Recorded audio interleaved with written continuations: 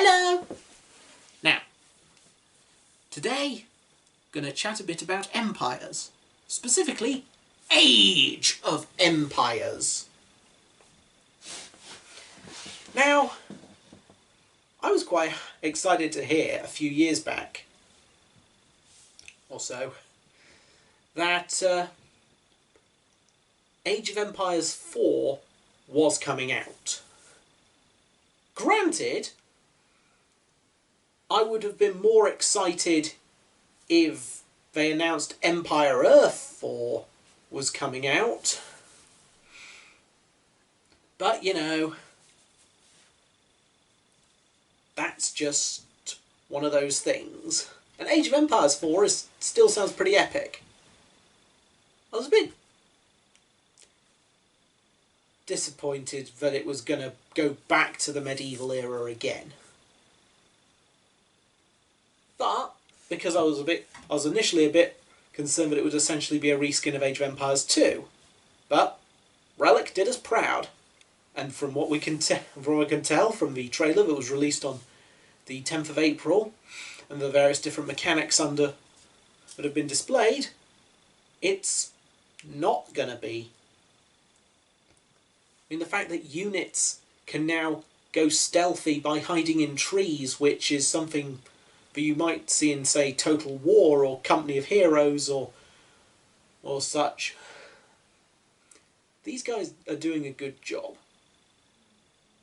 Now, part of me, but yeah, I was feeling a bit like, oh well, you know, Age of Empire, I had hoped that perhaps the new era originally advertised was going to be the sort of post-1900 world.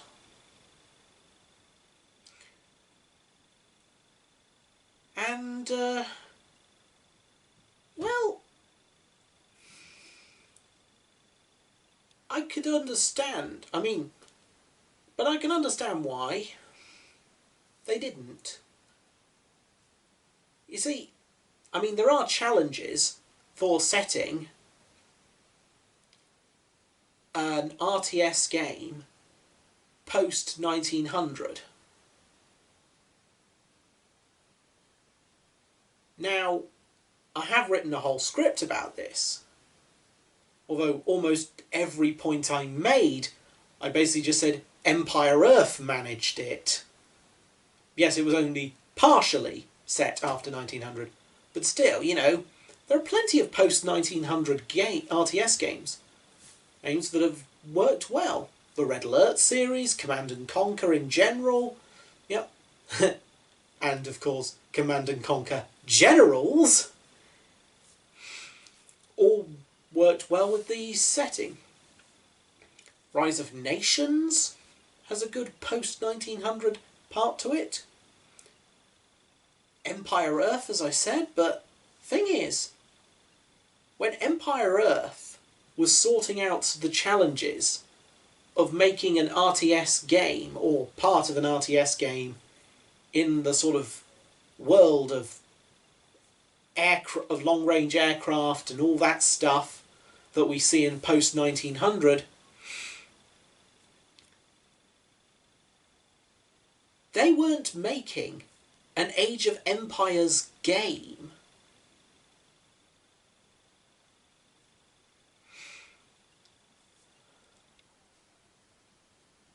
They were making an RTS game, but there's a sort of feel that an Age of Empires game has, or as some people call it, an age game, because Age of Mythology had this same feel to it as well. Now, I could talk about mechanics. That's somewhat easy to display in this kind of format, but vibes are a bit different. And so, I hope you don't mind, but today I'd like to talk about the idea of games, because you see, certain types of game work well in certain eras. Now, yes, genre-wise, any era really works. In a lot of cases, after all,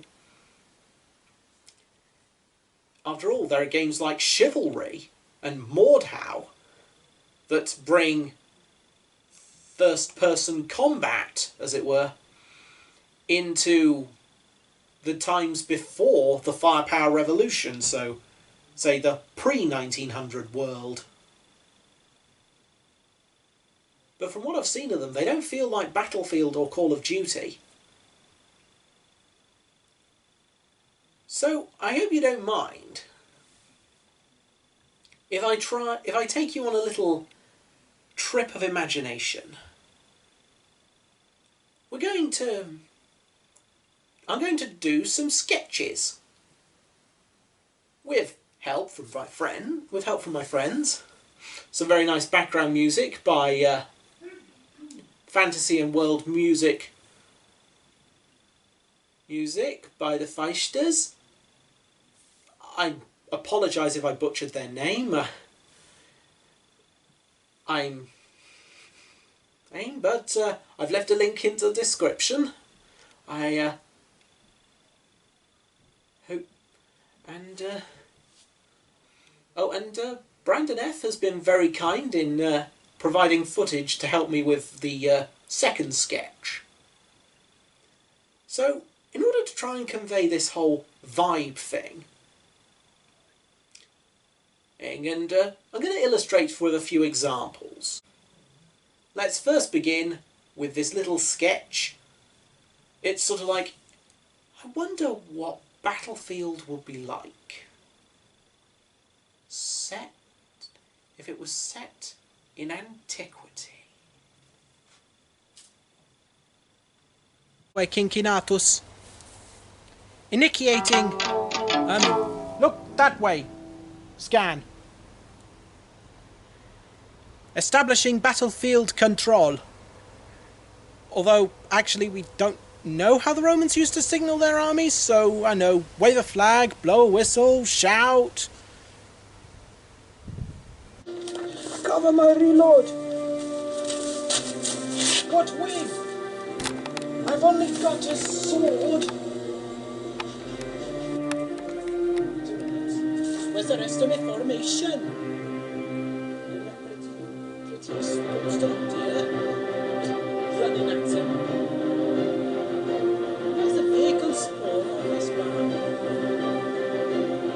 Tell me Evan's got the chariot again.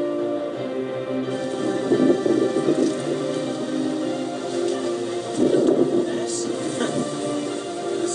It's not like I've got the latest graphics card or anything. Now come on, boyo. Let's go get some ruddy Romans. Javelin, on deck.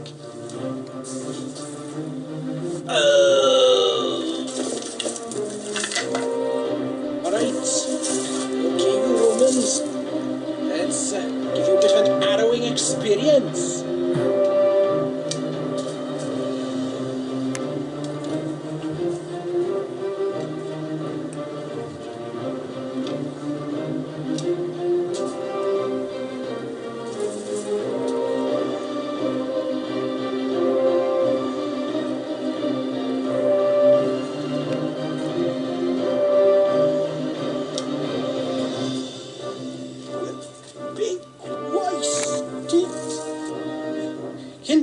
Kinkinatus, outpost is being overrun.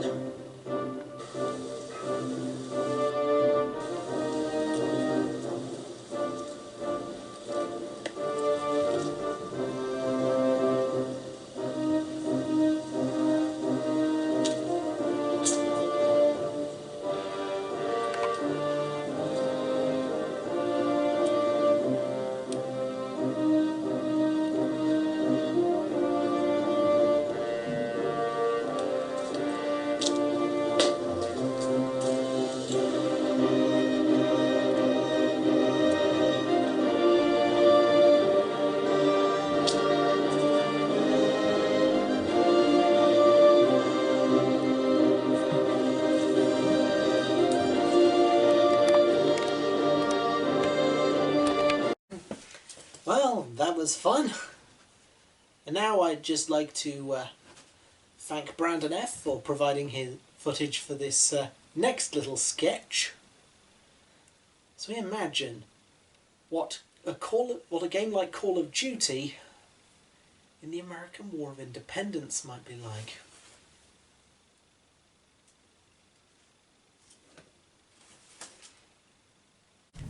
When freedom was threatened, there came the call for an elite band of men. Best of the best, if you ignore the fact that they were generally outperformed by the regular US military.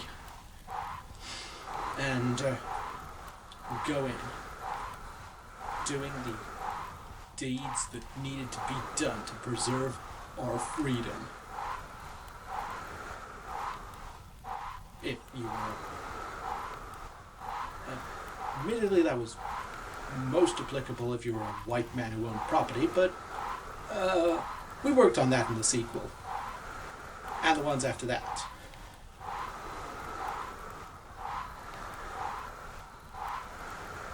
But, anyway. An elite operating force. If you ignore most historical evidence and the fact that military units actually tend to be more specialized and work together. But either way, that's who we were. The best of the best. And you don't look at the evidence too carefully. We were the Minutemen.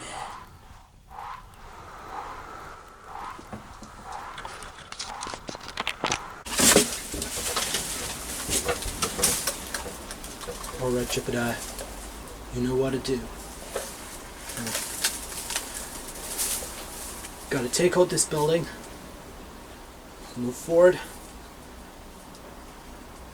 And then, would you take out the guard hut? We'll be able to move in and drive the redcoats out of Boston. Okay. Yes, sir. Let's do this. For freedom.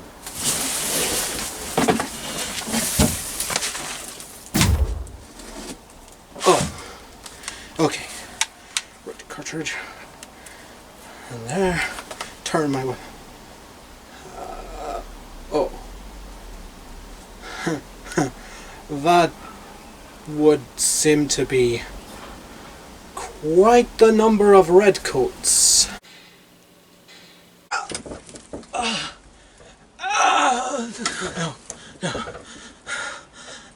No. Don't let them see the blood. If they saw what a musket ball could do to a man, this game would never get sold in stores. Thank you, Brandon F., for your kind appearance in that last sketch. Anyway,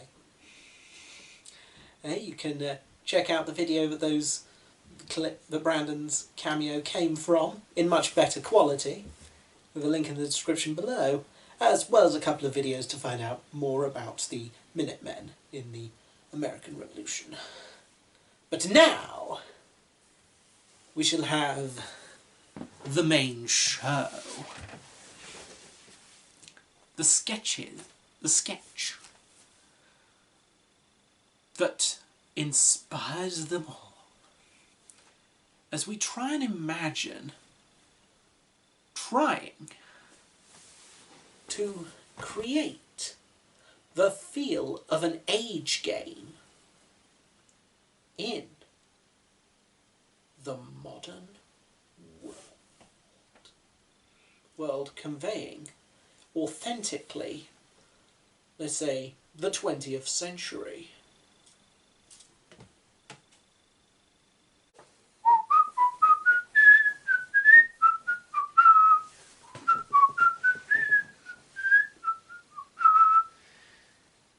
Oh dear. So that's how they thought of trying to make sure that this era was depicted in an apolitical manner. Oh well. So, mission brief today. Right. Seems we've got ourselves a random map. Right. So our British forces are down here. Yeah, the Germans have set up here. Yeah. And yeah, it's all very nice of the Scandinavians to just completely vacate the premises. To vacate the entirety of the Scandinavian peninsula so that we could contest the map. Very nice of them. Kind of strange, but, so, we've got a bit of a deadlock. Kind of, end late game sort of time. Yes. And I know that it's quite a colourful map using first atlas. But, well, they did want a bright and inviting world, and, so... Strategic situation. Our chaps here in Copenhagen, their chaps are somewhere in Lapland or Sami territory. I'm not entirely sure what you call this region up here. Roughly speaking, northern Finland. Okay, so our chaps are advancing on the German base. I know it's a bit of a stereotype, British and German, but the chaps who run this actually speaks some German, and it's part German, so we could get away with it. Anyway, more to the point. So, our chaps are in a bit of a deadlock. So, but round here, somewhere between Oslo and Bergen, we have ourselves an airbase. Stand up straight, soldier! And you. Oh, disciplinary ranks. Sometimes, I don't know. Anyway, so here we have our airfield. And on this, we have an aircraft. Obviously, that's pretty odd. You know, airfield, aircraft, you get the picture. Right. So, what we're going to do today is try and get it. I told you before, just stand up straight when an officer addresses you. Oh, son of those chaps. You go there, and, you'll see this particular aircraft has a little surprise for the Germans on it. Not a pleasant surprise, called Orange Harold. And, well, let's see how this chap goes.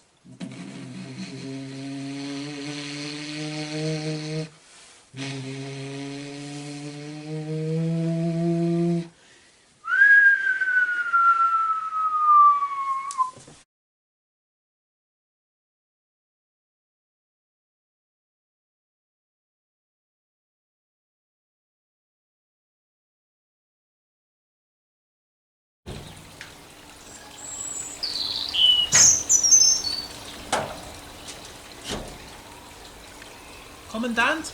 Mein Kommandant?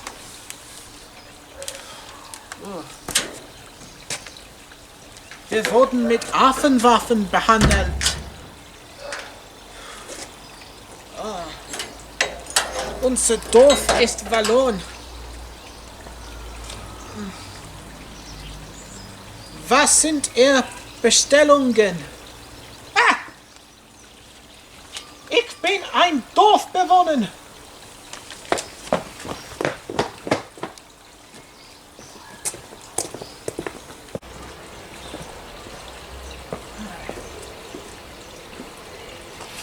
It's a long way to Tipperary. It's a long way to go.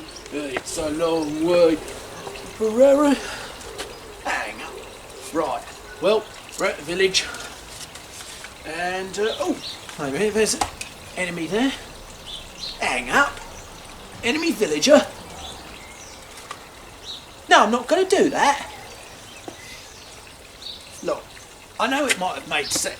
It's sort of okay in Age of Empires 2, you know. Have you seen the definitive edition? They got flipping Kriegsmessers.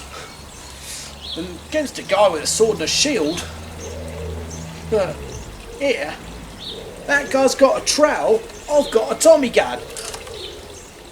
How are you going to get a bright and inviting world out of all this then? I mean, we've already nuked the village, and there's no way we were trying to save it. Yeah, so, no, I'm just not feeling this whole bright and inviting world. You know, trench warfare, Tommy gun, trench warfare,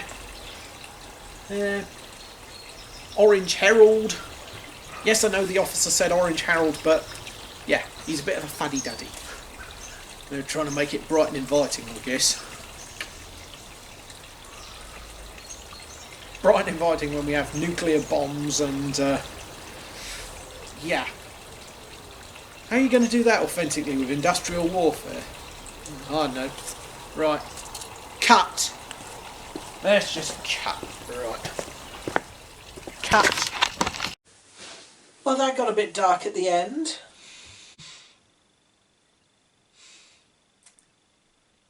We're just having a bit of fun here. And hope you had a nice time. And I'd like to thank the Feisters for their world music that was accompanying our sketches. And to them, to Brandon F, to the people who brought us Age of Empires, those, but we all, Ensemble Studios, those, we all enjoy, we like Age of Empires, it was a good game, and thank you to Microsoft and Relic for keeping it going, and of course to everyone watching, it was lovely having you here.